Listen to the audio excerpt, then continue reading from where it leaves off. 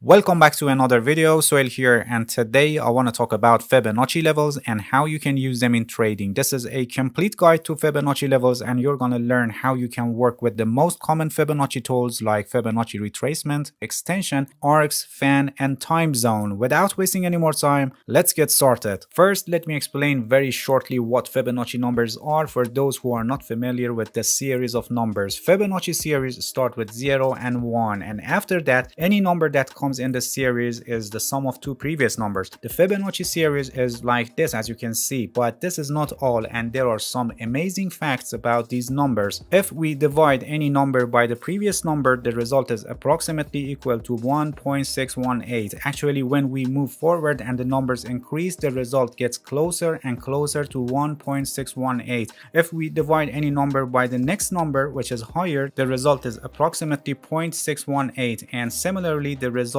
gets closer to this as we move forward and the numbers increase. If we divide any number by another number two places higher, the result is approximately 0.382, with the result getting closer to this as the numbers increase. And also notice that 1 minus 0.618 equals 0.382. And if we divide any number by another number three places higher, the result is approximately 0.236, with the result getting closer to this as we move forward and the numbers increase. The ratio of 1.618 is called golden ratio, and 0.618 is the inverse of golden ratio. These amazing ratios are widely found in nature, biology, and architecture. For example, these ratios are found in human faces or animal bodies like snail shells. They can be found in fruits, flowers, formation of rocks, spiral galaxies, and many other examples that are associated with these ratios generated from Fibonacci numbers. Alright, now you may ask, what's the relevance of these ratios to financial markets? What they have to do with trading? For unknown reason, these ratios have applications in financial markets, and they play a role in trading for identifying support and resistance levels. Because many traders use these tools and believe that these Fibonacci levels work, these levels become self-fulfilling, and in practice you see that these levels work pretty well, which is because of all the pending orders and trading actions that happen near these levels. Now you may wonder, okay, how these Fibonacci levels or ratios are used for identifying support and resistance levels.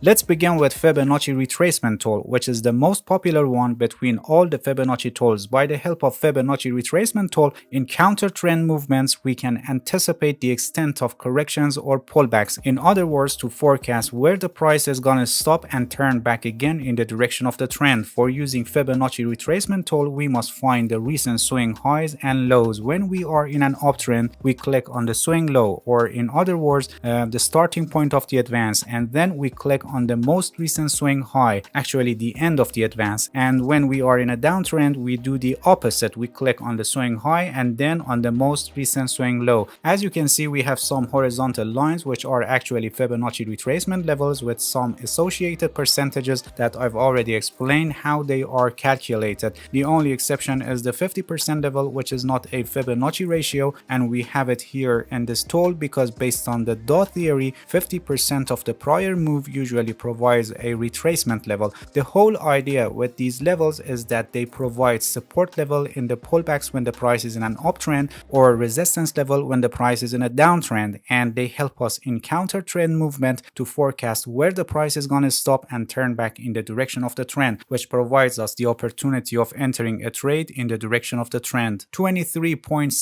retracement level is relatively small and considered shallow in terms of depth, and retracement on this level sometimes can be seen in the form of flag and pennant patterns. 38.2% to 50% is considered moderate, and the deeper one, 61.8%, is called golden retracement, and it's usually the last stop for the price if the trend is strong enough to continue its direction. And the 78% level is a critical level for the prior move to survive and recover. For example, on this chart here, you can see that after this advancing of the price, we had a pullback at the 50% level. Actually, the price went down somewhere near 61.8% and then turned back, and the candle closed at 50% level. At this level, the pullback ended, and as you can see, the price advanced and made a higher high.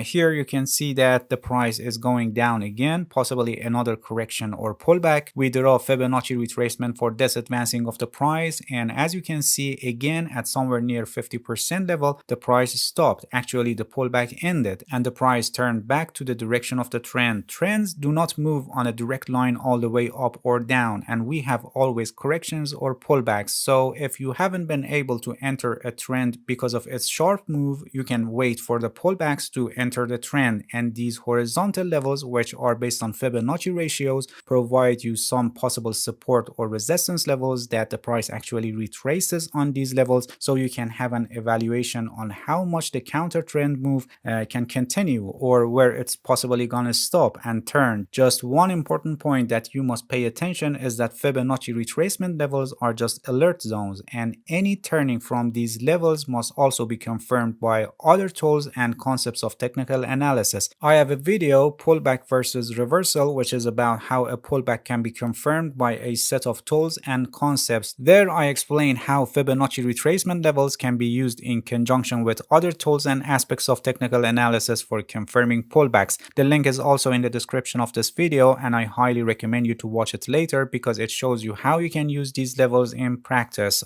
Alright, the next Fibonacci tool I want to explain is Fibonacci extension tool, which also gives some possible support and resistance levels, but Fibonacci extension helps us to find out where the price is headed in the direction of the trend. So when we are in an uptrend, it helps us to forecast the new peaks of the price or higher highs after pullbacks or corrections, and when we are in a downtrend, the new lower lows after the pullbacks. This tool is actually helpful for discovering where the price is headed, so it's useful in setting profit targets. To draw it, for example, in an advancing of the price, we need 3 points: starting of the advance, ending of the advance, and ending of the pullback. So we use this tool after the pullback ended and the price is turning back in the direction of the prior advance. The important levels that you must watch with this tool are the ones starting from top of the advance, because top of the advance itself is a resistance level preventing the price from going higher. For example, on this chart, you can see that here the pullback ended and the price is advancing to possibly make a higher high. This resistance level is broken and the price turned down here near the 78.6% level. Actually, the price went up to near level 1, but these high prices rejected, and here at this level the price turned down. Here again the pullback ended and the price started to advancing. Fibonacci extension is drawn for this advance and pullback, and as you can see, the advancing of the price stopped here at 78.6%.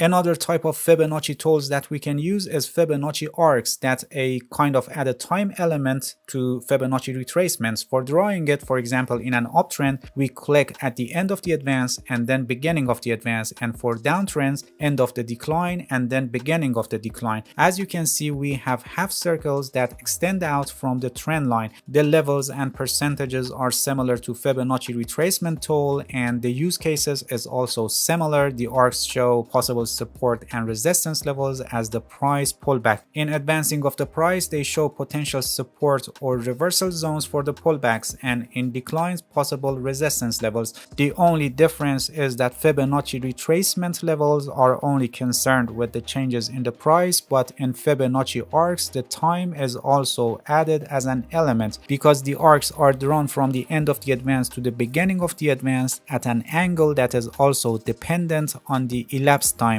It's a positive slope in the case of uptrend and a negative slope in the case of downtrend. The slope and length of the line depend on changes in both price and time. And another type of Fibonacci tool is Fibonacci fan, which, like the other Fibonacci tools, relies on Fibonacci ratios. For drawing it, we click on the starting point of the advance and then ending point of the advance, and similarly for declines. And as you can see, we have a fan-like appearance. Fibonacci fan is used exactly like Fibonacci retracement to estimate support or resistance levels that act in the pullbacks. The only difference is that here our line becomes the diagonal for this rectangle, and each side is categorized based on the Fibonacci ratios, and then from the starting point we have diagonal lines to the Fibonacci ratios. And the last type of Fibonacci tool that I want to explain is Fibonacci time zone, which is more concerned with time. This tool actually divides the x-axis, the time on the chart, by the help of Fibonacci ratios. To draw it, we simply click on the beginning of the trend and then end of the trend. As you can see, some vertical lines based on Fibonacci numbers are added to the chart and extended to the future. The distances between the lines start relatively small and grow as the Fibonacci sequence increases. These vertical lines show potentially important areas to watch in the future. It's useful for trade confirmation when it coincides with other important levels like support and resistance levels or patterns. In cases that the trend line when drawing with this tool is short, chartists usually ignore the first few lines as the slow start in the Fibonacci numbers would create relatively tight clustering of these lines and the reliability increases in the higher sequences. Please pay attention that, like any other tools in technical analysis, you should never take your trading decisions only based on Fibonacci tools discussed in this video, and these Fibonacci levels must be used in conjunction with other tools and aspects of technical analysis. Alright, that's it. Thank you for watching this video. If you have any questions, feel free to ask and leave a comment for me. I'll answer your questions as soon as possible. If you found any value in this video, please like it. Please subscribe to my channel if you haven't already and hit the bell so you get the notifications of my new videos. See you guys in next video and good luck with your trading.